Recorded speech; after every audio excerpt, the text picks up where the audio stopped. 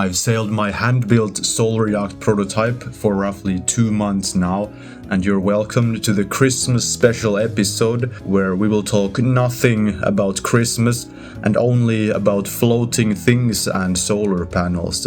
I do bring you a gift, however, and that is the plans of the Helios 11. I will present them in an intuitive fashion because I really didn't have exact plans, but it's still working. And you can learn a lot about this if you're looking to build a solar yacht on a budget, or if you want to take this data and extend it to something more epic. That's what I'm currently doing. But let's get straight to the business. I will explain what I would do if I wanted to build this boat again and what upgrades I would also include both in the hull and the solar panel and the engine setup. We will use the 11-meter Helios 11 as a baseline. It is constructed out of 9mm and 6mm Okume marine grade plywood. Panels connected with epoxy and seams made with glass fiber. Also, the bottom of the hull is reinforced with glass fiber. The first design consideration is to build something that is narrow and also has a lot of solar panel area on the roof. And that's why we begin by determining the width and the length of your vessel. 11 meters long, and the waterline width of the Helios 11 is 2.2 meters. If I build the Helios 11 again, I would change the waterline width to 2 meters roughly. In that way, the V-hull would sink slightly deeper into the water, and we would get similar stability but lower overall mass. On a lightweight solar yacht, you want the hull to sink in as deep as possible, and that is a problem if you build too wide. You might want to build wide bottom to get stability, but that results potentially in less stability. So going for anything under 2.20 is recommended for a 11-meter Helios type build. I'm gonna continue now with the steps I took to build this boat in a very minimal setting, in a backyard shed. You need a flat surface or some kind of support beams to carry all of your bulkheads, and you're gonna start with those. I started by drawing the central bulkhead first, 2.20 wide with a 20 centimeter deep V-hull. The sides of the boat get wider so that the total width is 2.40 meters.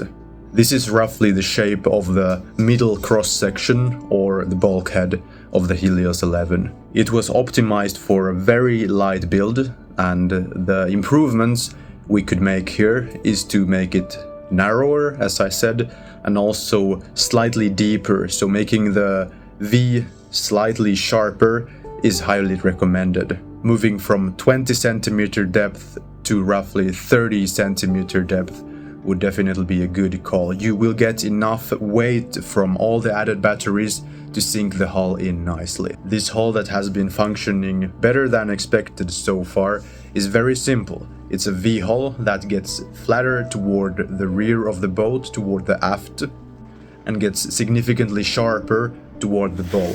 It really cuts through the waves nicely when you go straight toward them, and there's some slapping of waves at the aft of the boat because the bottom is so flat. So that upgrade of making the V-hull sharper overall would significantly remove this discomfort of hearing the noises of the water. Before drawing out the rough shapes of all of the bulkheads, you would first determine the curve of the bottom.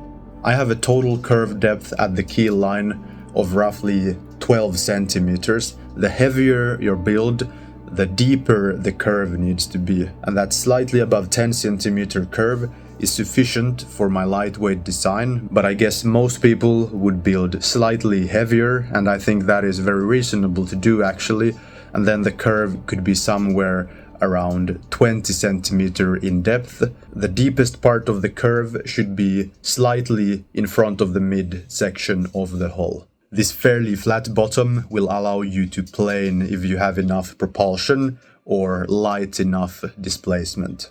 And now that you have determined the curve, as well as the increase or decrease of sharpness of V-hull from the back all the way to the front.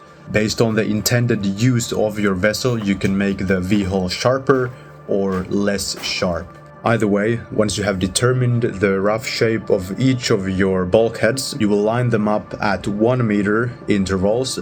You can go for a shorter interval if you want more rigidity for your hull. Anything between 70 centimeters and 100 centimeters is a good choice. You will be building the bulkheads out of 9mm or 12mm plywood, and make sure that you don't make the boat too narrow too quickly in the front of the boat, because you want to not make the shape super awkward. If you want to cover the entire long roof with solar panels, the width needs to remain pretty much the same across the entire boat, but the waterline width will become significantly more narrow based on the increase of sharpness of your V-hull. So that takes care of the narrowness of your boat. The boat will be almost equally thick from the rear all the way to the driver's cabin, where the main solar panel array ends. On the Helios 11, the midship width is 240 centimeter, and the narrowest part at the rear is only 20 centimeters narrower. And when you come to the end of the roof near the captain's cabin, the width is almost the same. It's just like a couple centimeters narrower. But of course the waterline at this area is very narrow because we have that sharp V-hull. As you weigh down and potentially screw these sheets onto the bulkheads, you should get a pretty good bend in the front.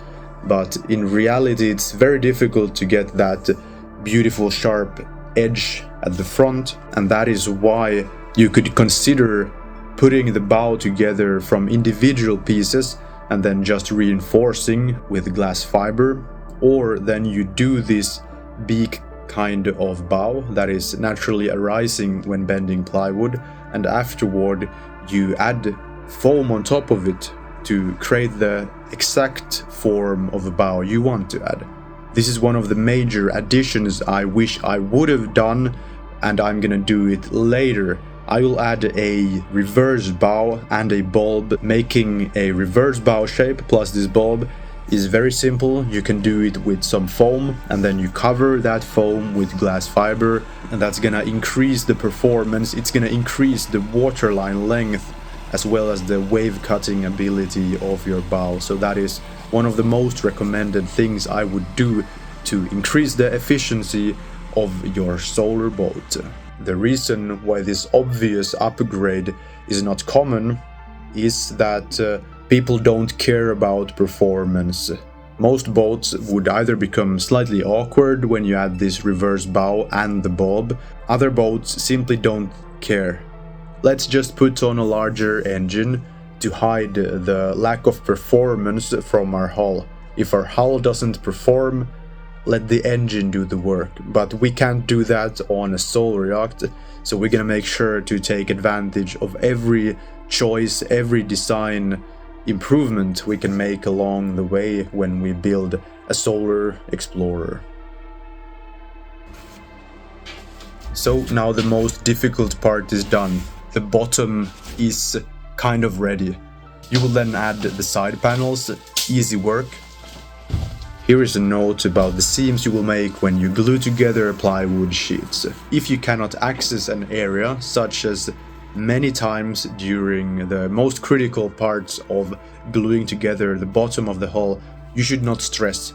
If you get a bit of epoxy in there and everything stays in place, maybe you have some screws, that's enough for now. Once you have flipped over the boat, which by the way is easy, this hull construction already supports itself because it's so light, and even if the seams aren't complete, you can just flip it over as I did and there was no damage. And yeah, when you have this flipped over and everything is good, that's when you have perfect access. You can grind up some poor areas where the glue hasn't been flowing in completely, or you have no actual thickness of the seam.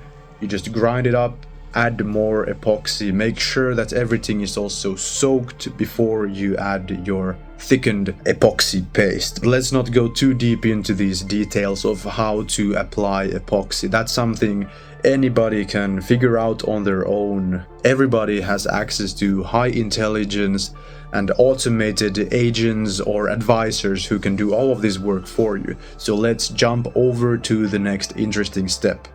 The keel. We assume you've now put your hull together, you have the bottom panels and the side panels, all good.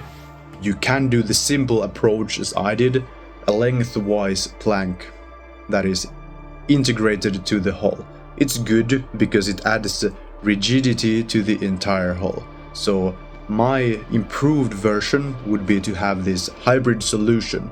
You have a slightly narrower plank along the entire length of the hull that will bring more rigidity, also more impact resistance, and then you also add a foldable center board that could potentially be lightly weighted. Maybe putting 30-50 kilos down there could increase the stability significantly.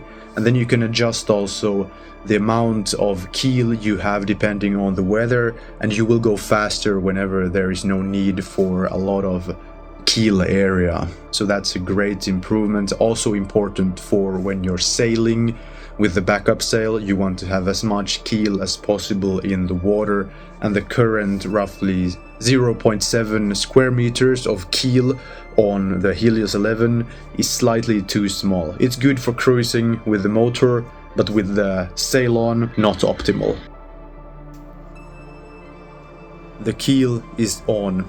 Fair everything. Make everything as smooth as possible, add a thick layer of epoxy, and over that you will add 2 to 4 layers of 400 to 500 grit glass fiber, depending on your own desire. Use biaxial weave because it's among the strongest, and when that is set, you already have a very impact resistant waterproof layer on the surface of your bottom. You might get away with just 2 layers of paint on top, but I did more, and you should probably as well. Epoxy paint is highly recommended, finishing up with a hard epoxy top coat, and then you add anti-fouling if you so want to. The bottom reinforcement, the glass fiber, doesn't go over the entire hull. You can do it over the entire hull if you want more impact resistance, but I would recommend just going maybe 20 centimeters above the waterline. Then you have the maximum necessary impact resistance and water resistance. The bottom is completed, flip the boat. Now the fun part starts. You cut out all the rooms from the bulkheads, leaving enough area on the supports. The bulkheads, when you cut them away, I think they cannot be called bulkheads anymore, so we just call them supports from now on. A minimum of roughly 10 centimeters. That's fairly solid for a side support, also a bottom support, and they then will be reinforced with a strip of wood that will create sort of an I-beam, very rigid and also lightweight. Once you have cut out all the profiles, continue by finishing up the structural elements of the boat, the sofas, the beds. In the front you will make this floor. You could make a floor also on the bottom of the boat, but the point here why I don't have a double bottom is to make the boat lower. You may see here that there's simply one layer on the bottom. The standing height of the cabin is 2 meters, and yet the entire boat is very low profile and sleek, and this makes for a low center of balance that is key because you will still have solar panels on the roof. You can finish up all the interiors that require some rigidity, such as sofas with 9mm plywood, and things that won't be stepped on or sat on can be finished up with 6mm plywood. All of these internal box structures will provide incredible stability for the hull. The top side of the boat are made out of 6mm plywood, and also the roof is made out of 6mm plywood. If you have a couple beams across each room, that roof will be strong enough to walk on if you're careful. And this roof, I think, is the most important thing to build lightweight because it's so far up. In the end, you will still cover it with solar panels, so it doesn't need to have such high impact resistance. If you're worried about, I don't know, like a hailstorm, solar panels are rated to usually take care of hailstorms, so the roof doesn't need to be very impact resistant. It's gonna be under the solar panels. When you plan the height of your cabin, take into consideration how much time will be spent in different rooms, how high does it really need to be. If you're short, you're lucky, because then your yacht will perform better, you can make it lower, it will have lower windage, it will have lower center of balance, it will have lower overall mass, everything will be better. If you're 180, I wouldn't recommend making the roof higher than 2 meters, unless you build a bigger boat, then you can go slightly higher.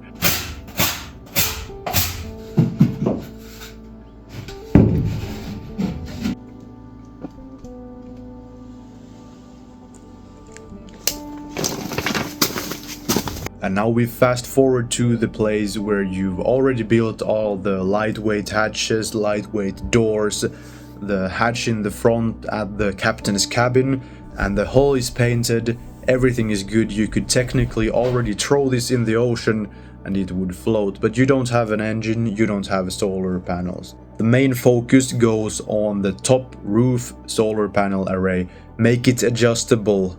I didn't. The top of my roof is exactly dimensioned to fit 2 panels sidewise, so they're roughly 2.30 wide, the roof, slightly narrower than the widest point of my boat. So a lot of your design should be focused on how many panels do we want to fit and where. As I said, make the panels slightly adjustable. If you're able to adjust your panels slightly, the power increase will be significant. If you're able to adjust your panels a bit more than slightly, you won't get such a high return of investment. So the most important is to have somewhat adjustable panels. And when you open up to that adjustable feature, you will open up the bifacial part, the bottom part of your hard solar panels, and that makes a day and night difference. You can more than double the input compared to just a roof panel straight on the roof. You open up the panel, it roughly doubles the input on sunny conditions that aren't straight from above. And then you also get that 10 to 20% increase from the back part of your panel that also takes in light on these bifacial panels. So how do you make this adjustable feature? I don't know yet.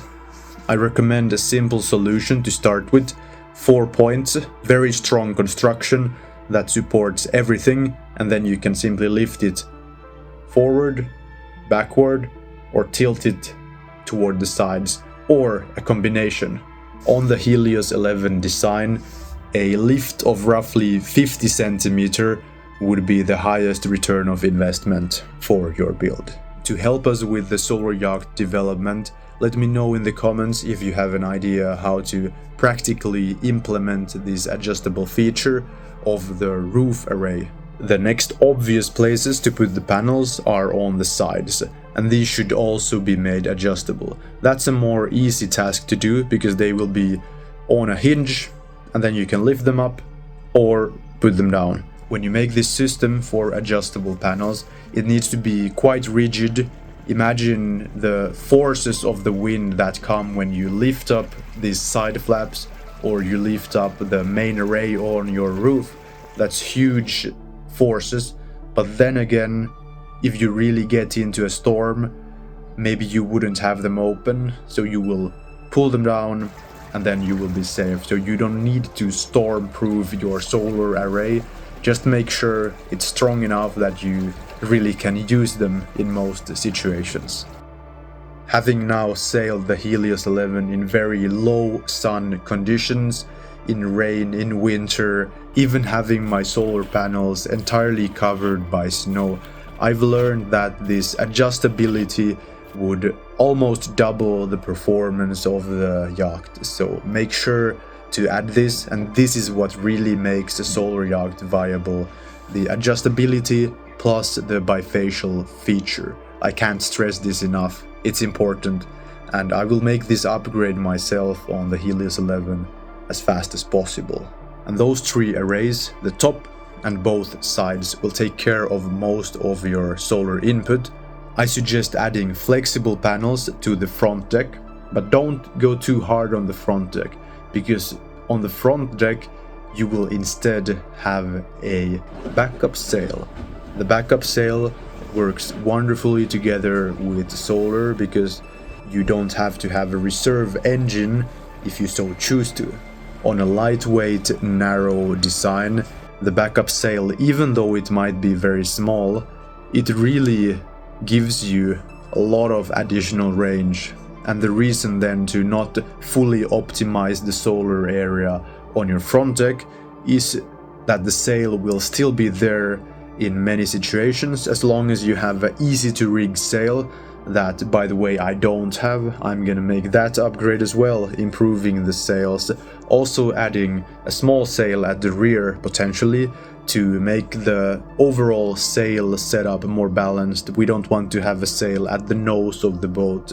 That's not a good sailing experience. And another reason to not fully optimize the solar area on the front deck is that it's the front deck, and there you want to be spending time, you want to be out in the sun.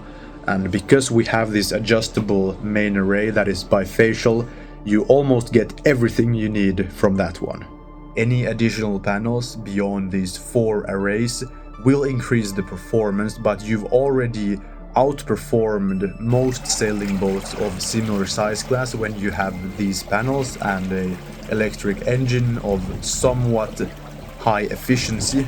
So the question is, how much do you want to optimize it, or will you be happy here? And next we can move over then to the batteries. The biggest mistake I did when I constructed the boat, when I set it out to the sea and started preparing for the long journey away from the Nordic winter, was to have too few batteries. You already know me of my lightweight overthinking.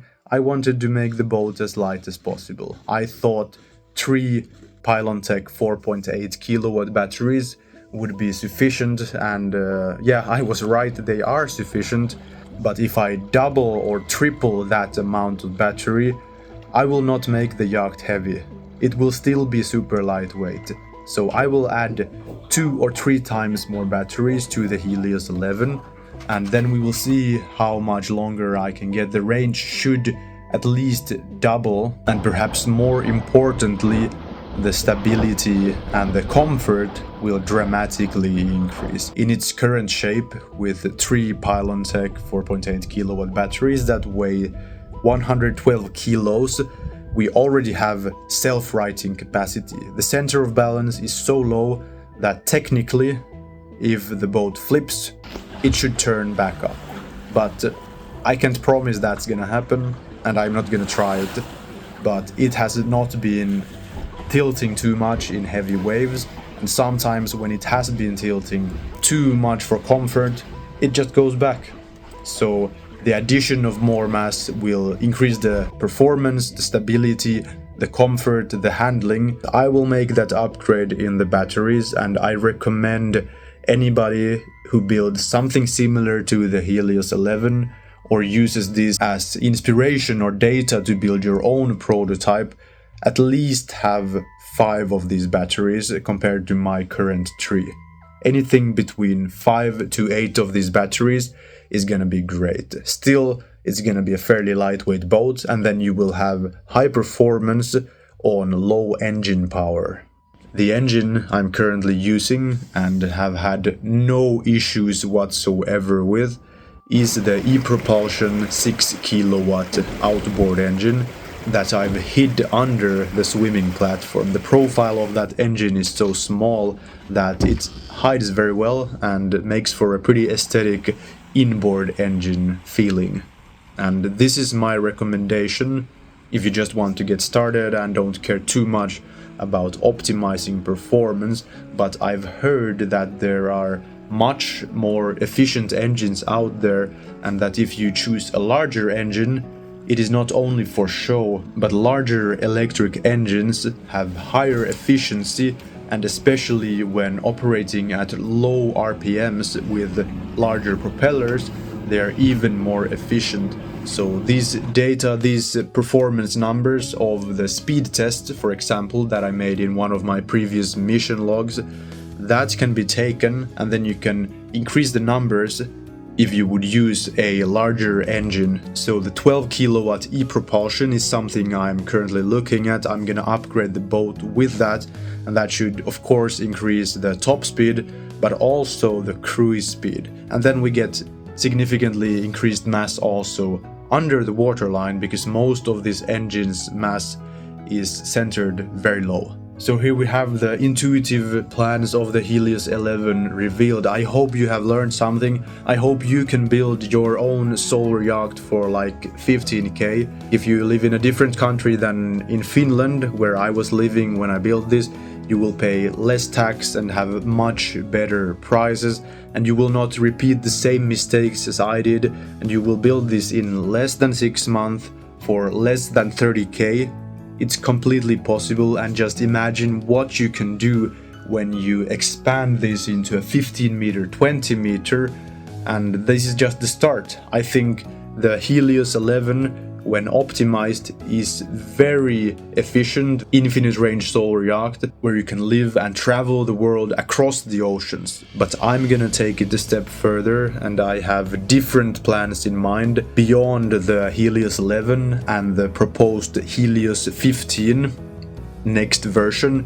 I might build a solar powered catamaran instead, because there's so many benefits that come along with a catamaran build, where you can choose to build as narrow hulls as possible to get maximum performance, maximum wave piercing, and greatly increased comfort. So gentlemen, are you ready to step into the future where we build these solar yachts that completely outperform traditional sailing vessels, and potentially also powerboats? And definitely on long journeys, powerboats have no chance against solar explorers that are designed for maximum efficiency and solar input, as well as deadly aesthetics. See you in the next mission log of the Helios 11, and as always, don't forget to get out there.